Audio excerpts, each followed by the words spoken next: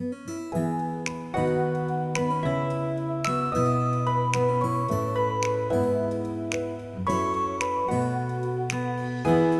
be with you, Brother Jet.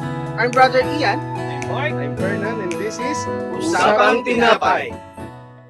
Yun na! Yan! Yes! Evening bro! Welcome po. Yes! Mga kapatid, welcome po ulit sa isa na namang episode ng Usapang Tinapay. Siyempre, kung mapapansin nyo, meron kaming special guest, kagaya ng natin namin, Yes! si Pogi namin. Oo. Brother Jeff, please, Oo, pero bago ko pakalala yung aming mga kasama, napansin yung iba yung ano namin. Oo, baga, ito na naman. on location kami. Oo, yung pinaka-original ano namin, setup. So, may mga puno, madilim, yan. So, yun nga, nabanggit ni Brother Fernan na meron kaming guest. Tulad ng mga sinabi namin mga nagdaang linggo, magkakaroon kami ng guest at ito pinaunlakan tayo. Ano, so, palakpakan natin si Brother Ian. So, pakilala po ako, I'm Brother Ian Ventura. Right now po, serving Unit 2 as music wing. Yun, service po natin ngayon ay nasa music wing and sa upper. Yun, working as a safety consultant sa isang video company. Amen. Shoutout ko rin po pala yung aking mag-ina. Yun, yes. Yung aking may bahay,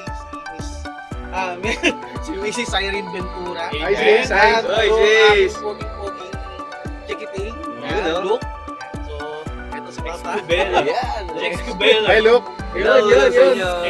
So, thank you for the opportunity. You're welcome. Praise God. Thank you rin dahil binaon namin. Yun nga.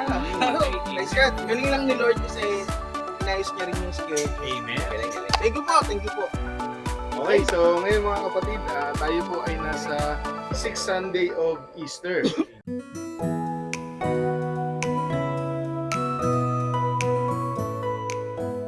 At ang ating pong first reading ay bibigyan po ng discernment ng ating kapatid na si Brother Jeff. Okay, so sa unang pagbasa mga brothers, no, so dun pa din tayo sa unang pagbasa mula sa gawa ng mga apostol.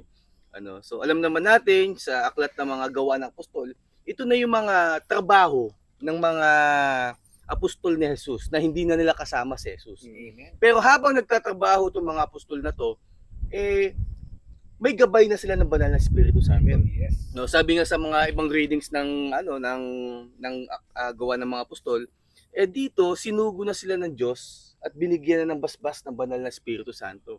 Pero sa unang pagbasa dito, nabanggit dito yung mga ilang apostol Nabanggit dito si Felipe, si Juan at saka si Pedro.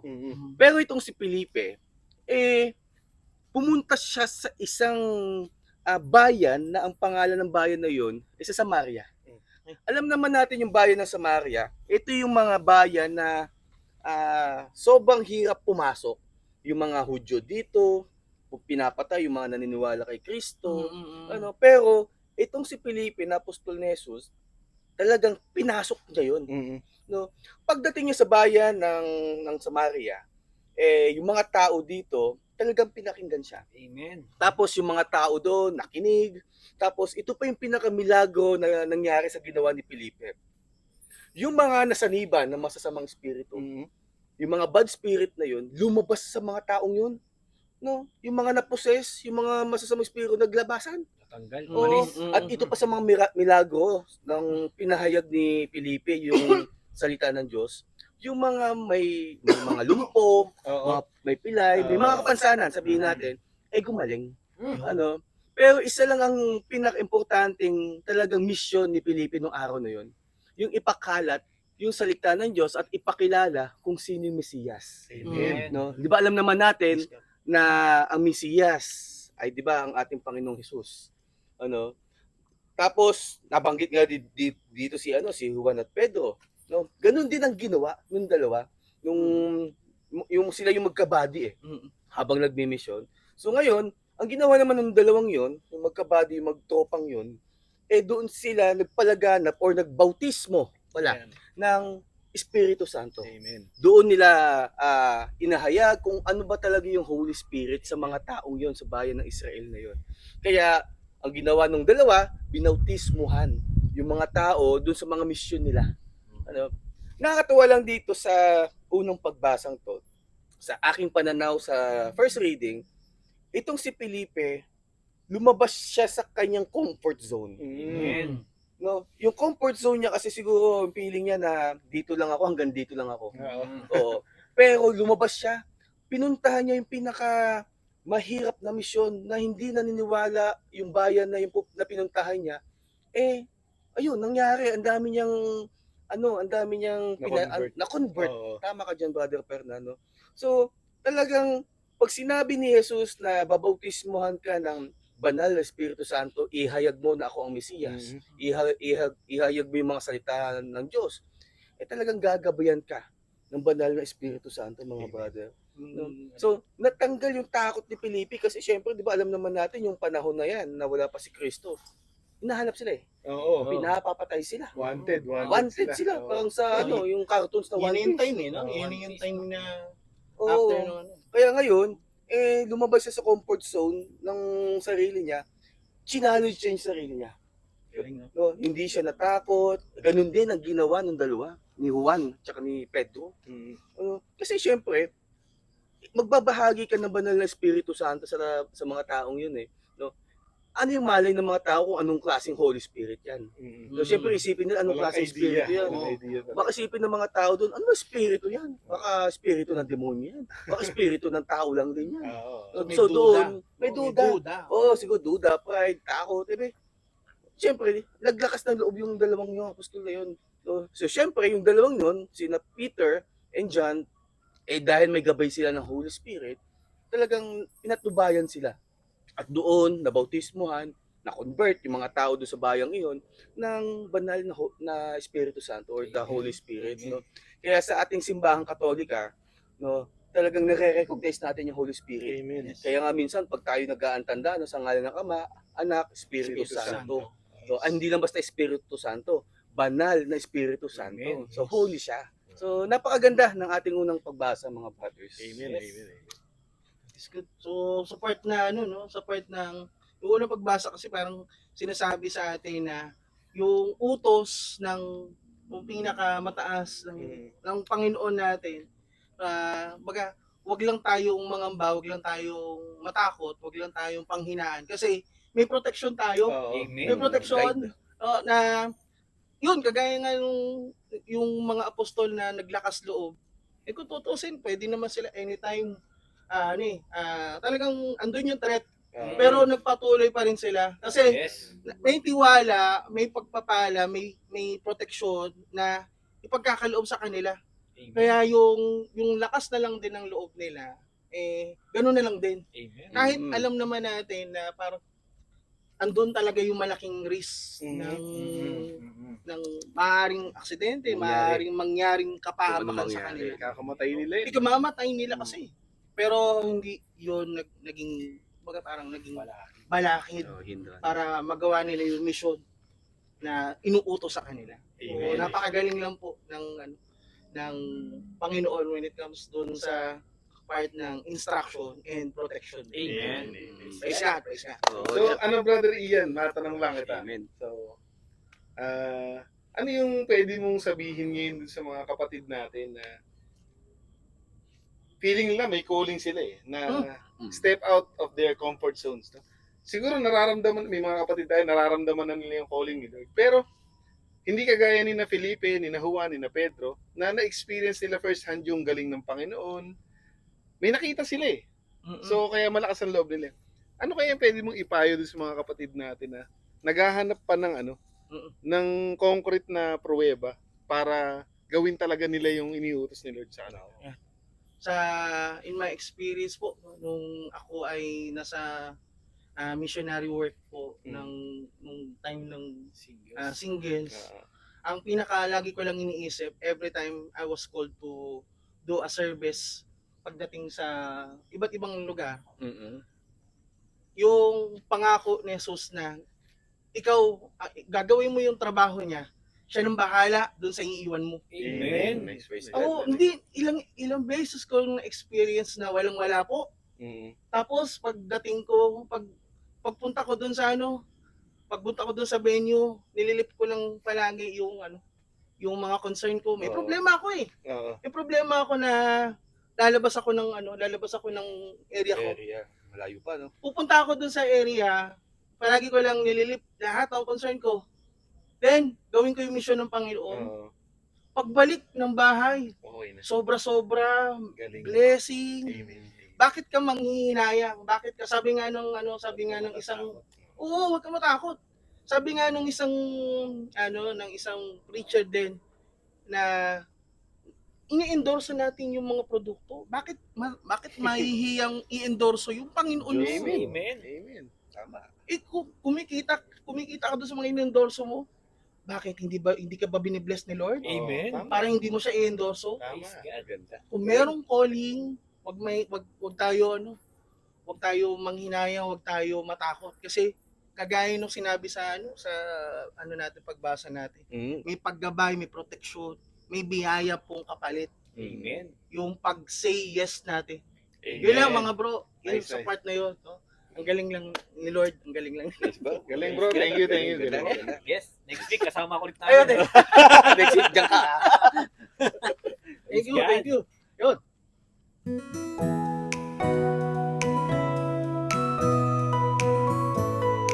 So, yun, no, mga brothers, no? Sobrang ganda na sharing, di ba? Yes. Praise God. Based on experience talaga, bro, no? So, talagang na-share mo sa amin kung paano talaga magpatuloy sa service, no? Basta magtitiwala kay Lord, no? Kasi malaking biyaya po. Opportunity kasi yun eh. Yung tinawag tayo kung saan man tayo gustong dalhin ng Panginoon. Amen. Amen. So, ngayon, mga brothers, dako tayo sa ikalawang pagbasa na bibigyang pananaw ni Brother Mark. Okay, so yung ating ikalawang pagbasa ay mula sa 1 Peter 3:15 to 18 o yung pagbasa mula sa unang sulat ni Apostol San Pedro. So dito sa ikalawang pagbasa, so dito nire-remind tayo na gawin nating sentro ng buhay natin ang ating Panginoon. So sentro ibig sabihin buong buhay natin ay sumusunod sa Kanya. Buong buhay natin ay nakadepende sa Kanya. Kung paano tayo magdesisyon, kung paano tayo mag-isip, kung paano tayo magsalita, Amen. kung paano tayo kumilos. No? So, kasama na doon yung nagiging ready tayo sa tuwing may mga tanong yung mga tao sa atin. Kung paano mo nagagawa yung mga bagay na yan sa kabila ng hirap ng buhay, sa kabila ng mga problema, bakit kalmado ka pa rin, Oo. bakit relax ka pa din, pero Nakangiti ka pa rin. nakangiti ka pa rin, nakikita ko, ang dami mong pwedeng problemahin eh. Pero ikaw, nakikita ko, masaya ka, may galak sa dibdib mo, may galak sa buhay mo, na hindi namin maintindihan kung paano mo nagagawa yan. So, kailangan dumating sa point na gano'n na mapapatanong yung ibang tao kung paano mo Oo. nagagawa yan. At Yes, ang yes, tanging yes. isasagot mo lamang ay dahil sa grasya at pagmamahal ng ating Panginoon. Amen. No? Amen. So yun yung magpapaliwanag, no? Magpapaliwanag sa kung ano ba yung tanong nila. Hindi lang paliwanag na as in yung magaling kang sumagot sa mga Oo, tanong, kundi yes, ikaw yes. mismo yung nagiging liwanag. Ikaw yung nagiging liwanag nila na sa kabila ng kapighatian, ng problema, ng karamdaman, ng sakit, andyan ka, punong-puno pa rin ng pag-asa. Amen. Yung pag-asang nagmumula sa ating Panginoon. At sinasabi rin dito sa ating pagbasa na pag may problema ka, alam mo yung gagawin mo, yung wisdom na minsan hindi natin makita sa ibang tao, nakikita nila sa'yo, no? Yung mga experience na minsan parang ang hirap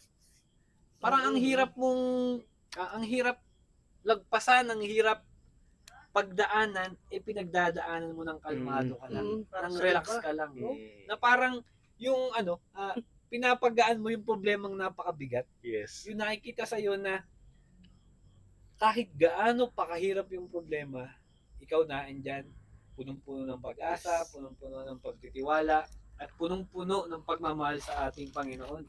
So, napaka-importante po nun kasi sa buhay pa lang natin, makikita na nila kung gaano kabuti yung ating Panginoon. Hindi natin kailangan laging magsalita. Oo. Yes. No? So yung kilos natin, yung way natin kung paano mabuhay, yun na yung magiging paliwanag mo sa kanila. Tama. No? So kaya po, napaka-importante sa atin na mga Kristiyano, Katoliko, na talagang ipamuhay natin kung paano ipinapakita ng Panginoon ang pagmamahal niya sa atin. Amen. Kasi po, minsan, yes, simba tayo ng simba, no? Mga guilty tayo dyan, ano? Ang dami nating alam sa Bible, ang dami nating alam ng mga verses, pero doon tayo bumabagsak pagdating na po sa kung paano ipapamuhay yung salita ng Panginoon. Yes. So, we are reminded today, na ang tunay na pagmamahal ng Panginoon ay makikita kung paano tayo nabubuhay sa araw-araw. Yung galak, yung saya, yung ang daming problema, sunod-sunod, pero Nakangiti ka ikaw, pa rin. kalmado ka lang, nagtitiwala, nagdadasal, kasi alam mo na hindi tayo mapabayaan. Sabi nga nila, pinakamakapangyarihan, pinakamapagmahal, lahat kayang ibigay sa'yo, pinakamayaman, no?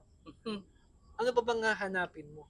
Siyempre, kung saan ka magtitiwala, kung kayo na kung magtitiwala, wala nang iba, kundi sa ating Panginoon. No? So, yun, napakaganda ng ating second reading. Amen. Praise God. So sa sa second reading kasi parang sinasabi lang sa atin na parang tayo kahit may problema, kung andun yung pananalig natin, Amen. no? Yes. Parang hindi mababaka sa atin na may pinagdadaanan pala itong tao na to. Pero ba't parang wala lang? No? Laging present, Laging masaya. present, laging masaya. Oo.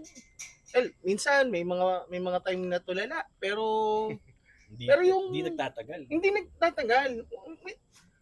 Lahat naman siguro sa atin parang meron ding point na lows, di ba? Pero hindi 'yun pansin ng iba sa atin kasi parang dahil ang gaan natin dalhin, dahil alam natin na merong Panginoon na nasa Amen. likod natin. Amen. Hindi ka pinapabayaan. Yes. Hindi ka pinapabayaan. Tinutulungan ka. Bakit ka mag-aalala? Amen.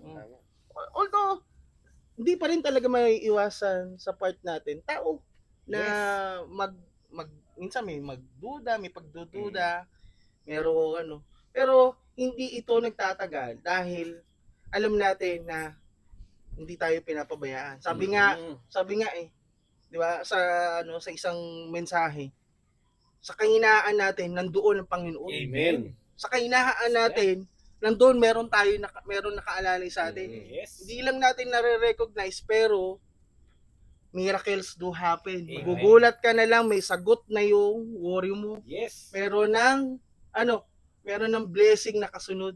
Yes. Pero dahil hindi ka bumigay, hindi ka bumitaw doon sa faith mo sa taas. Yan. Diyan na nang-uumpisa yung milagro. Amen. Na parang wala ng problema na nangyari. Amen. Tapos tuloy ka ulit sa buhay. Amen. Galing.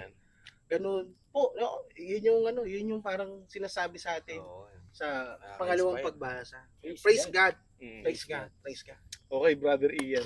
May tatanong Yeah, uli ako may sa'yo. Wow. So, ano naman ngayon, bro? Paano mo naman ngayon bibigyan ng payo yung mga kapatid natin na they are choosing between two choices, no? Akala ko So, choosing 6-7. 6-7. They are choosing between 6 or 7. So yung 6, de joke lang. So yung isa, no? Sabi kasi dito, no? Mas mabuti pang magtiis ka ng hirap kaysa na dahil ito ay naglilingkod ka sa Panginoon. O doon naman sa isa na mamumuhay ka ng relax, masagana, masaya. Pero hindi ka nakakapaglingkod sa Panginoon. Paano mo ngayon kukumbinsihin yung mga kapatid natin na piliin na magtiis ng hirap para sa paglilingkod sa Panginoon? Ganong iyong isang option, ito yung pinipili ng lahat. Mm. Yung relax na Relax lang. buhay, masagana, pero hindi sila naglilingkod sa Panginoon. Mm. So, paano mo sila kukumbinsihin na piliin yung maghihirap ka para kay Lord? Sa akin kasi sa mga na nakita natin, na experience din natin. Iba po kung meron kang pera pero ako po na-experience ko na kasi meron kang sure na income, meron kang may finances.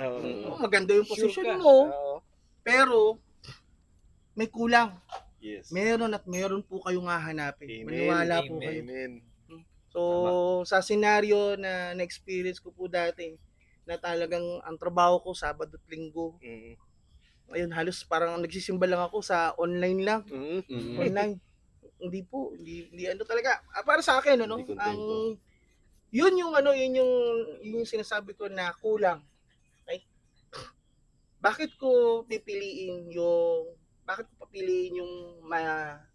yung mahirap pero makakapaglingkod ako kay Lord? Kasi nandoon yung contentment na Amen. hinahanap ko. Yun, ang sinasabi. Hindi. Sorry po, Oo. na ano lang po, parang siguro dahil Based on experience Oo, din. dahil hindi po talaga lubos yung kagalakan dahil lang sa salapi na meron ka. Amen. Tama yun. Ang lubos na kagalakan para sa akin, yung merong balanse pagdating doon sa ano yung magpapaligaya sa iyo, ano yung magbibigay buhay sa iyo. Yan, yung mga finances natin. Pero ang pinaka mas malaking success at pinaka masarap na pakiramdam yung nakakapaglingkod po tayo sa iba. Amen. Nice. Praise God. Which is yun yung sinasabi sa atin ng Panginoon Amen. na, di ba? Magbahagi ka, Oo. ibigay mo yung ano mo rin. Mahirap? Mm. Opo. Yes, Hindi mahirap. ganun kadali. Masasaktan Opo. ka. Oo. Masasaktan. Mm. Pero at the end of the day, mga sir, ma'am, believe me po, masarap yung pakiramdam na nagawa mo yung pinapagawa sa iyo. Amen. Amen. Yes. Praise Kaya, God. Accomplish. kaya ito kami, oh. Kaya yun yung nagpapagana sa amin. Mm. Wala man kaming buhok, pero Oo. masaya kami. Oo. May Wala struggle, lang oo eh. May struggle. Oo, napanood na kami lahat. Gusto mo makita? Tingnan niyo ako. May struggle, pero nandun yung happiness at the end of the day. Amen. Kasi God is telling you, good job. Good job. May faithful servant. Good Nice. job, my faithful servant. Amen. Amen. God is good. Praise God. Amen.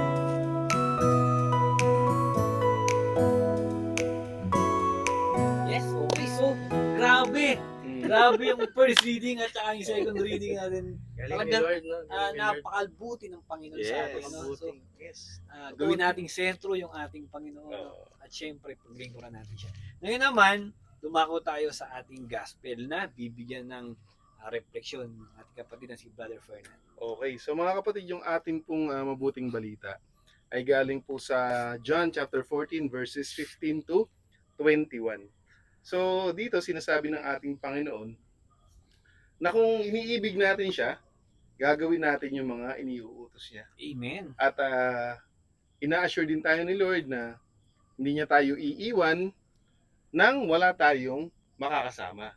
Kasi ito yung time na akita siya sa langit, no? So syempre, yung mga alagad, medyo nagkakaroon ng mga agam-agam, paano na tayo, mga ganyan. Kaya alam ni Jesus, yung mga takot nila, kaya ina-assure na sila na, hindi ko kayo pababayaan, huwag kayong mag-alala. Oo.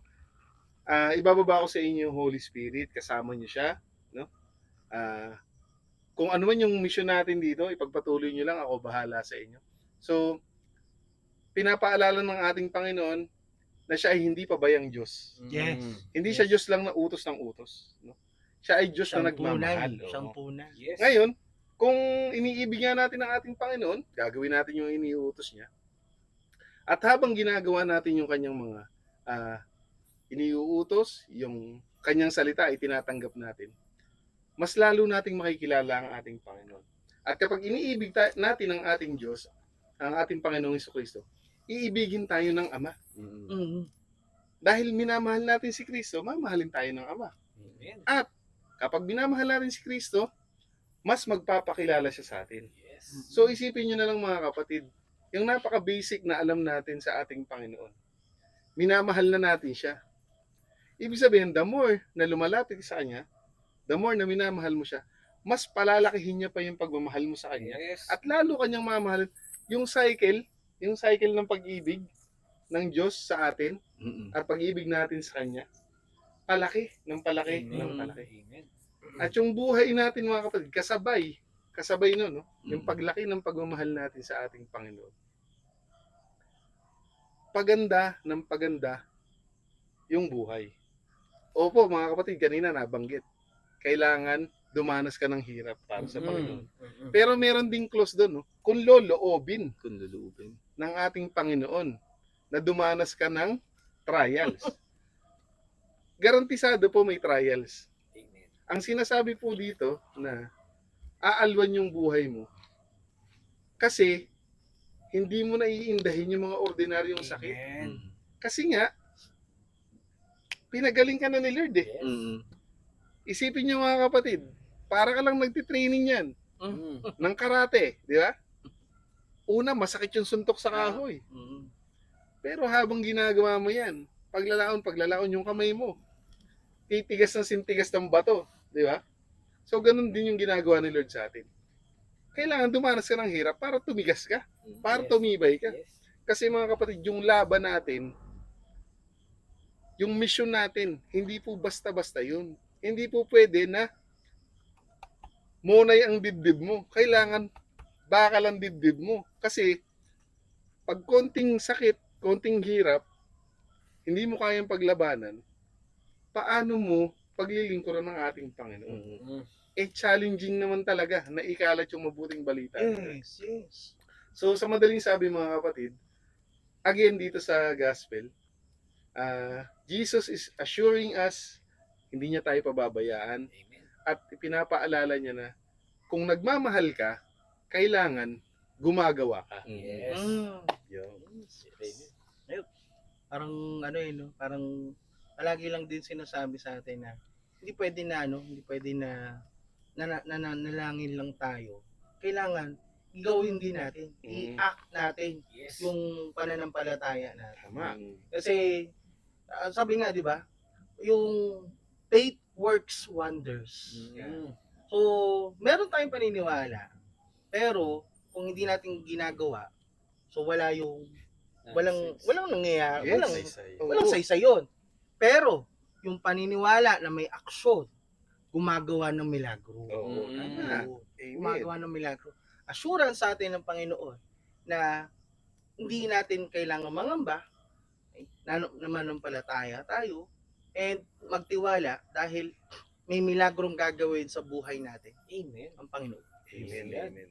Galing lang yan no? Sa gospel na pinaalala sa atin yung part na yun. Mahirap, opo. Pero again, may biyaya po na kasunod. Mm-mm. Wala namang madali. Oo. Pero dahil nananampalataya tayo, nagiging madali. Mm-mm. Then, kasunod na yung milagro, yung mga pagpapala para tayo maging pagpapala din sa iba. Amen. Amen. Ako naman, Brother Ian, mga brothers, may tanong ako kay Brother Ian. Kasi dito sa may first verse ng gospel, sabi ni Jesus, kung iniibig ninyo ako, tutuparin ninyo ang aking mga utos. Mm-mm. So, Brother Ian, so, paano kaya natin susundin yung mismong utos na sinasabi ni Kristo na talagang walang alinlangan, walang doubt, walang takot. So, paano natin gagawin yung pagsunod na yun na sinasabi ni Jesus? Ang pagsunod palagi merong option eh. Tutuloy ka ba o hindi? Mm-mm. Pero ano lang yung ano ba yung sinasabi sa atin palagi? Unahin natin ang Panginoon Mm-mm. at magbigay tayo ng papuri sa Panginoon. So paano natin mangyayari yun? Panalangin. Yes. Panalangin. 'Di ba? Mahirap yung gagawin, mahirap yung mga inuutos. Mm-mm. Hindi madali. Pero dahil may panalangin tayo, may pananampalataya tayo, Mm-mm. gumagaan. No? Gumagaan at syempre nagiging Mm. maalwan yung pagsunod. Amen. Mahirap, opo, pero merong pagpapala na kasunod pag nagawa natin. Pinakita naman po sa sa first reading, sa second reading, o din ngayon din sa gospel. Again, parang ang pinaka ang pinaka pinaka punan or parang pinaka idea para mag-push tayo doon sa instruction. Ibalik natin yung hingi natin yung hingi natin yung guidance. Pray tayo. Dasal tayo. Ganda yun. Para Galing. para magawa natin. Yung encounter ko one time na na magle-lead ng worship. Ito talagang talagang lagi ko rin kinukwento yun na hindi ako marunong mag-gitara. Or basic lang. So nagkataon na parang inutusan ka na mag lead, mag-worship, merong worship leader na ito yung mga list of song niya. Ito sa akin nung matagal na. Tapos sabi ko, hindi ko talaga alam kung paano, mga basic nga lang yung chords mo. Tapos lumayo ako sa kanila, nanalangin ako. Tapos sinabi ko lang, Lord, hindi ako magaling, hindi ko kaya, alam ko sa capacity ko, hindi ako prepared. Pero nung sinurrender ko na yung mahirap po yung instruction, kung tutuusin. Para sa mga worship leader, para sa mga nagigitara. Hindi mo na practice yung kanta. Talagang on the spot. Mahirapan ka ako hindi man ako gitarista talaga. Talagang nagkataon lang na walang ibang magigitara. Yung time na yun. Dito na. So, syempre, yun, nanalangin tayo, then nag-worship na. Hanggang sa nagawa yung worship, natapos yung worship. Nakita ko na lang yung sarili ko, mga sir, ma'am, mga bro, sis. Nagigitara ako, nakapikit ang mata ko. Masyado yung words. Biglang andun na ako sa level na pumipikit na ako kasi nag-worship ka rin habang Ed Sheeran ka na. habang nagigitara. Nagawa ko pala yun. Tapos ang nakaka-overwhelm lang na experience kasi yung sinabi nung full-time missionary na hindi rin kasi siya marunong mag-gitara, pero after ng event na yun, parang naingganya siya na mag-gitara. Yung scenario na yun, mga bro, sis, talagang sabi ko na basta unahin mo si Lord. Ibalik mo sa kanya. Ibalik mo sa kanya. Siya na bahala. Siya nang bahala. Di ba? Yung sa nga natin na yung hindi kwalipikado, kinwalify ni Lord. Yes. Kinwalify ni Lord para gawin yung instruction. Tayo pa. Amen. Di ba? Galing. So yung mahirap na utos, nagiging posible pag, again, binalik natin kay Lord at humingi tayo ng gabay. Amen. Nagagawa natin yung imposible kasi andito si Lord sa likod natin. Amen. Ang sarap ng puno pakiramdam. Nice. Yes. Thank you.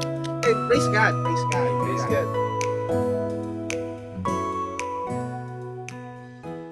Yes, so tapos na yung ating mga pagbasa na Amen. mula Galing. sa first reading, Gaganda ng mga second reading at yung gospel. Very inspiring. Sobra. Thank you, Yung bro. mga sharing ni Brother Nakaka-inspire Ian na talaga. talagang Praise God. marami tayong Praise God. natutunan.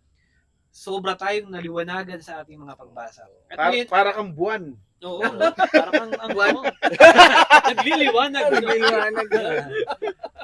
Ngayon naman po, Kitang-kita yes, kitang-kita, no? At syempre, kailangan natin malaman ano ba yung connection ng tatlo nating binasa na bibigyan ng connection ni Brother Fernand. Okay, so mga kapatid, yung nakita kong connection po ng mga binasa natin, dalawa lang. An advocate of God and an advocate for God. So, bakit magkaiba pa yun? Off lang naman yun, tsaka for. No? So, kagaya ng mga binasa natin kanina, pinapaalala sa atin ni Lord na we should do our mission, no? We should follow God's instructions, tanggapin natin yung salita niya, mahalin natin siya. So, ba't dalawang klase yung advocate dito? So, yung una, yung advocate of God, yun yung Holy Spirit. Kasi galing siya sa Diyos. Siya ay Diyos, no? So, yung advocate of God, siya yung nagbibigay sa atin ng lakas, inspirasyon, guidance, lahat ng ating skills na kailangan to be qualified, kasi nga kinuqualify yung mga not qualified, yun ay galing sa advocate of God, which is the Holy Spirit. At yun namang advocate for God, tayo po yun. Yung response na Yes. natin. Tayo po na tumanggap ng Holy Spirit, we should go on missions. We should be advocates for our Lord. Kailangan i-represent natin si Lord dito sa lupa. Yes. Kasi kawawa naman si Lord, no? Wala siyang kakampi. 'Di ba? Ipapaubaya lang ba natin lahat ng trabaho sa ating Panginoon? Hindi. Kailangan tutulungan natin siya. Tinatawag nga natin siyang kaibigan, ama, tagapagligtas, Yeah. kapatid. Yes. Lahat na. No? Yes. Gusto natin ikabit yung buhay natin sa ating Panginoon. Pero ayaw nating gumawa. Eh ano 'yun? hindi tayo anak. Tayo ay parasite. Pag ganun. Kung ayaw mong gumawa, ikaw lang pakinabang ka lang ng Oo. pakinabang. Hindi pwede yun. Kapag tinanggap natin yung advocate of God, which is the Holy Spirit, we should be advocates for our God. Magtatrabaho tayo mga Yes. kapatid. Kikilos tayo. Hindi po pwedeng pasok lang ng pasok. Kailangan, kung ano yung pumapasok, ilalabas mo para makapasok uli. Di ba? Pag puro blessing ka na, saan palalagay yung blessing? Wala na, natatapon na sa sayang. Kailangan isi-share natin para through us, dadaloy muli ang grasya ng Panginoon, ang blessing ng Panginoon. It is a big cycle ng pagmamahal from God to us, to our brothers and sisters.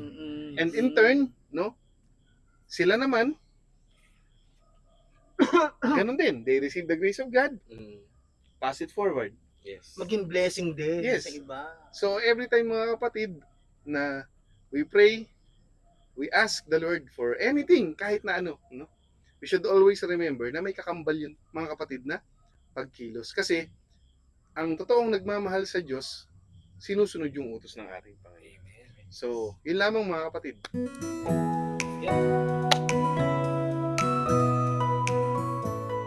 Okay, mga kapatid, napakagaling nung ating Yes. episode ngayon. Brother Ian, again, maraming salamat Praise sa God, mga praise God. sharing mo sa amin, talaga namang Praise God. Galing. Praise God. very heartfelt, at saka talagang ganyan talaga yung matagal ng servant ni Lord. Amen. Marami talaga siyang Experience. inspiring experiences Maraming na. hugot. So syempre ngayon mga kapatid, hindi naman po pwedeng puro theory lang tayo. Kailangan syempre kailangan natin ng practical application sa mga buhay natin. So Brother J, sa mga mensaheng nakuha natin ngayong gabi, paano mo siya i-apply sa buhay mo? Sa akin bro, sobrang ang ganda ng mga binasa natin, especially na-inspire ako sa mga sharings ni Bro Ian. Pero doon ako nag-reflect talaga sa isang reading na sinabi doon sa first reading, yung lumabas si Felipe, challenge niya yung sarili niya. So ibig sabihin ng challenge na yun, may ibubuga pa siyang mas marami pa. Oo. Mga brothers, ako hindi sa nag-aangat ng aking bangko. Challenge ko din yung sarili ko, yung nag-CLS kami. Nung isang taon pa talagang pinagdasal ko na iluluhod ko yung sarili ko, kukunin ko tokpo. Talagang iniluhod ko, ibinaba ko sarili ko. Pero ang galing lang ng Panginoon, hindi ko alam kung anong nangyari. Nung isang linggo, kausap kami ni Bro Mark, yung last shooting natin, no. Na-inspire ako sa mga sharing ni Brother Mark na binigay sa akin nung last week na yun eh. Talagang challenge ko sarili ko. Sabi ko, ayokong sa ganito lang ako yung sa service ko, pero parang gusto ko din maranasan yung tanggapin tong challenge na to. Yes. Kaya nung isang taon talaga, Next level. pinagano ko yan, pinag-andaan ko yan, talagang niluhudan ko, talagang pinagdasal ko na maigi yun, na kanina pinagsabi nga ni Bro Ian, yung kung ano yung utos ng Diyos, simulan mo sa panalangin. Amen. Sa Amen. ganun talaga. So, ginawa ko yun. So, i-challenge lang natin yung sarili natin na may marami pa tayong magagawa. Amen. Oo. Lumabas ka sa comfort zone mo na, for example, kung sa music ministry is feeling mo may bubuga ka pa, Mm. may i-expound mo pa yung service mo sa music ministry, gawin mo. Yes. Oo, kasi kung yan ang calling, sige go. Ah. Kaya nga calling eh. Mm. Oo, tinatawag ka. So, i-challenge lang natin mga kapatid ng sarili natin. Doon mo madidiscover na ito pala yung bagong ikaw. Mm. Ito pala yung Yes. bagong kayo, ako. Amen. Doon mo malalaman yung na may kumbaga marami ka pang gagawin. Dito matatransform kung sino ka. Amen. Once na nagawa mo yung challenge at nangyari na, malalaman mo na lang sa mga darating na araw na talagang sumayo ang Panginoon. Yes. Sumaatin ng Panginoon. Sumayo yung Holy Spirit. Kasi hindi naman talaga tayo paubayaan eh.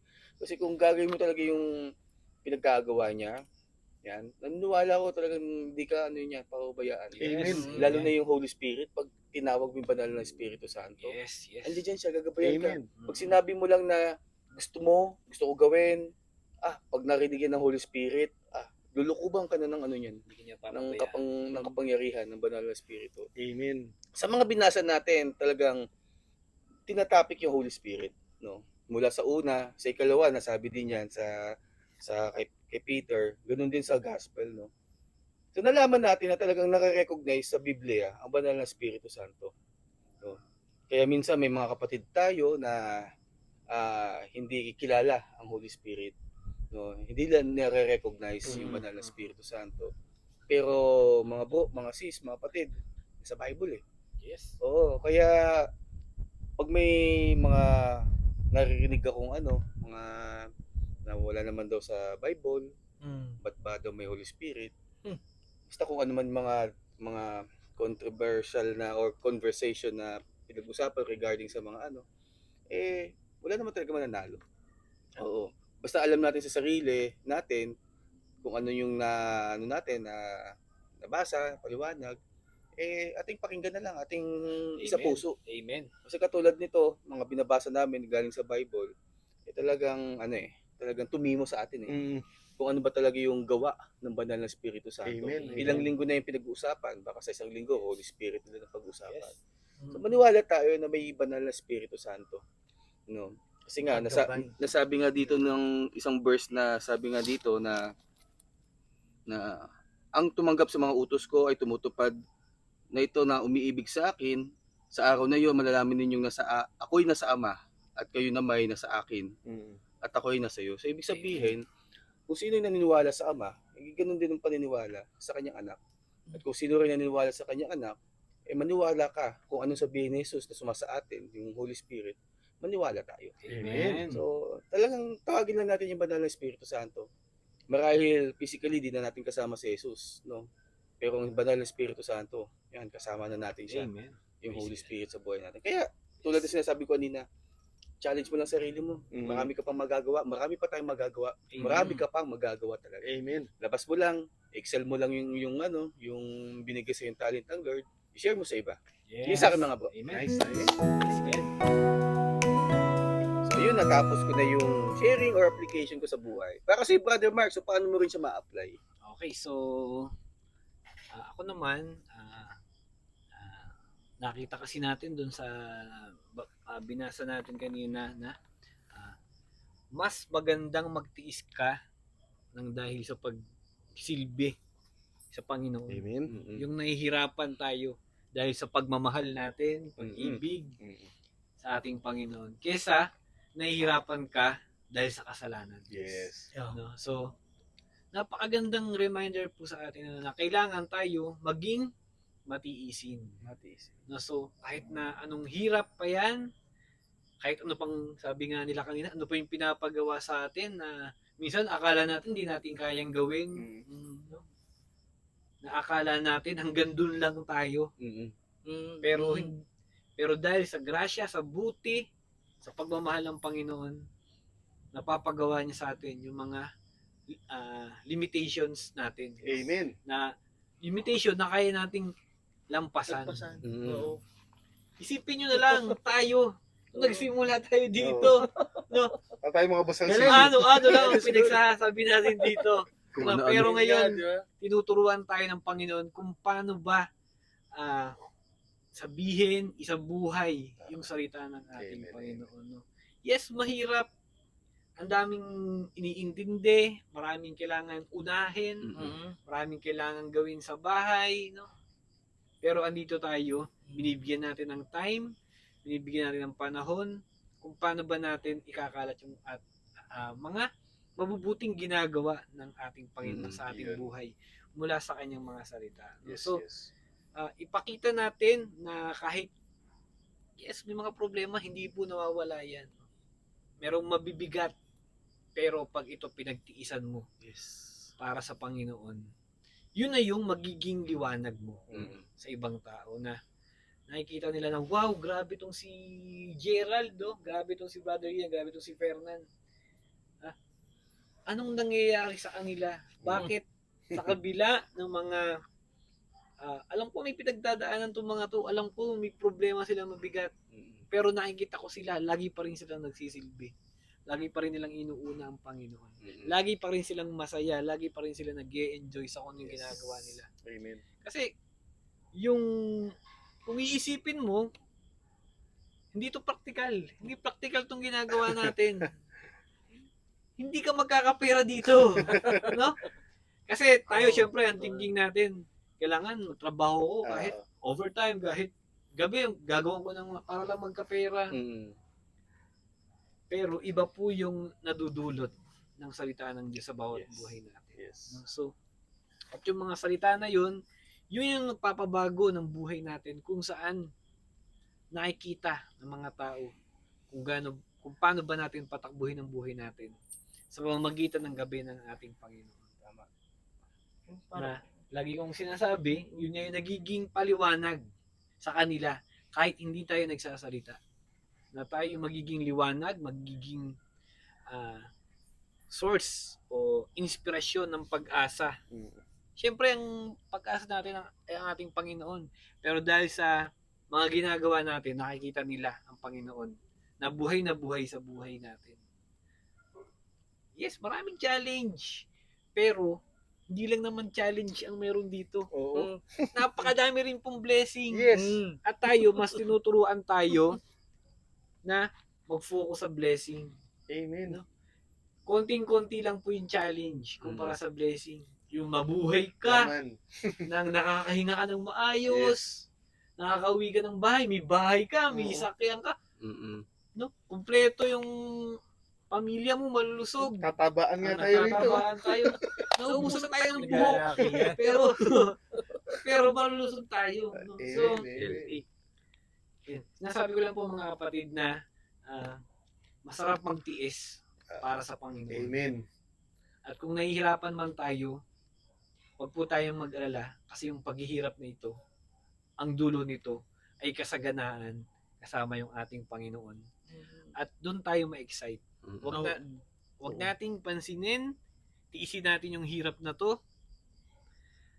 Someday, andyan si God, magiging katabi natin sa langit. At wala nang hirap, wala nang takot, wala nang pagtitiis. Ubos na yung pagtitiis mo na yan. Wala na yung mga paghihirap mo na yan. Dahil puro pagmamahal, puro kasiyahan, puro galak ang ibibigay sa iyo ng ating Panginoon. Amen. Amen. May dagdag ko lang, no? Parang yung minsan parang tayo lang nagsaset ng limitation Yes. natin. Yes. Pero si Lord, nakikita niya hanggang saan ang limitasyon mo. Yes. O sa atin, mga bro, di ba? Akala mo ba naman maglalakihan tayo? Diba? Diba? Magugrow tayo ng ganito, no? No? Dati pa, yung mga painom-inom, pasagol-sugal lang tayo, no? Pero hindi mo alam kung ano problema niya. Yes, Problema. yes. Pero bakit? Ito, Nagagawa mo. nabibless pa rin tayo. Malaki. Yes. Malaki. Lahat tayo may mga bagay pa. Sabihin, di tayo. Wala kayo lang. Ibig Sino lang sabihin, yun? lagi tayo may mga nagpo-problema nagpo-provide talaga yung Panginoon sa atin. Yun Amen. po, no? Gaano kagaling si Lord sa buhay po natin. Amen. Amen. Praise God. Okay, so ngayon naman, Brother Fernan, paano ba natin ma-apply yung ating mga binasa base sa Okay. iyong mga kwento? So kanina nga yun, napag-usapan nga natin yung isa doon yung being advocate for God. No? Yes. So paano? Paano natin gagawin yun mga kapatid? Paano natin i-represent yung Panginoon dito sa lupa? Paano natin ipagpapatuloy yung mission na iniwan niya sa atin? So unang-una mga kapatid, we have to recognize na we are all sinners and we all fall short sa grace ng ating Panginoon. Kapag hindi natin kasi tinanggap na may mali sa atin, hindi natin tinanggap na kulang tayo, na tayo mahina, hindi natin matatanggap yung Holy Spirit. Yes. Wala tayong pwedeng ipagmalaki sa Panginoon. Kailangan tanggapin muna natin na hindi natin kaya. At kasunod nun, syempre, tatanggapin natin yung Holy Spirit. Yes. Kasi nga, alam natin, hindi natin kaya yung laban. So once na tinanggap na natin yung Holy Spirit, we admit na tayo ay makasalanan, kailangan mga kapatid, panatilihin natin na nasa atin yung banal na Espiritu. Yeah. Kailangan mamumuhay na tayo ng kabaligtaran nung dati nating buhay. Dahil nga tinanggap mo ng makasalanan ka, iiwanan mo na yun. Kakalimutan mo na yun. Magiging bagong ikaw na. Magiging bagong Ian na. Yes. Bagong Gerald. Bagong Mark. Bagong Fernan. Yes. So magtataka kayo ngayon. Iniiwanan ka na ng mga kaibigan mo. Di ba?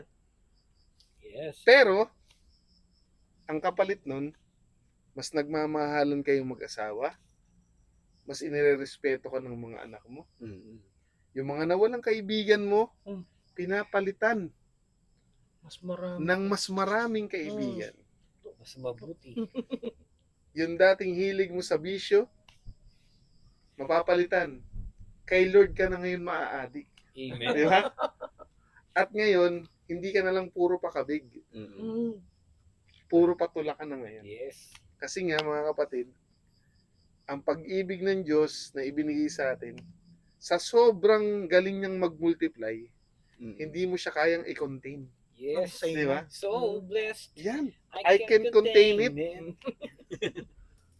Kailangan ipamigay mo siya. Hindi mo namamalayan, kapatid. Naging advocate ka na ni Lord. Hindi mo siya kailangang isipin. No? Kusa na siyang mangyayari. Kasi nga, inamin mo na Lord, wala ako kung wala ka.